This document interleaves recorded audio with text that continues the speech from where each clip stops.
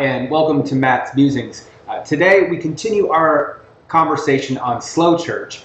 We will look at the next section, which is the final section, and we look at gratitude and abundance and hospitality. And these three things are linked together.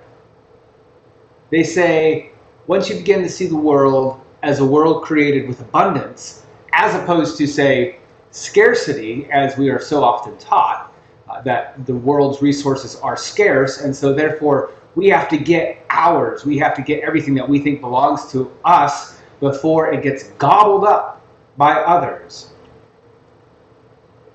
But rather than that, the authors present to us that viewing the world from the viewpoint of Jesus is to see the world created with abundance. That God has infused all of creation with more than enough for everyone. And then out of this abundance, out of this acknowledgement that there is so much plenty, out of that we are to respond with gratitude. Gratitude for all the wonderful things that God has given to us, whether it's the flowers that are blooming in the springtime or the delicious vegetables that are rising from the earth. Gratitude for our friendships, for our family, for our church, for so many things. Out of that gratitude, which comes from abundance, we are then able to offer hospitality to others. That is, we are able to invite people into our homes and into our lives to share the abundance that God has given to us, to share the love that God has poured within our hearts by the Holy Spirit. That this is endless. There is enough for everyone. There is a terrific quote at the beginning of the chapter on hospitality. It's by Dr. Christine Pohl. It comes from the Sojourners magazine in July to August of '99.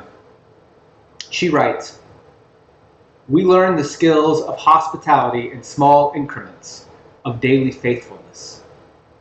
The moral life is much less about dramatic gestures than it is about steady work. Faithfulness undergirded by prayer and sustained by grace. The surprise is how often it is accompanied by mystery, blessing, and joy." What caught my attention about this particular statement at the beginning of this chapter is that she says, in small increments of daily faithfulness. For me, that means that to grow in my desire to show hospitality for my neighbor, to my neighbor, is that it takes small steps, baby steps towards hospitality. Perhaps it begins simply with a hello, an introduction. And then maybe it leads to a lingering conversation. And then perhaps it leads to an invitation to dinner, to lunch, or coffee. And then to see where that leads to, so that we might show one another hospitality. A hospitality rooted in gratitude for all that we have. And we have so much because we serve a God of abundance.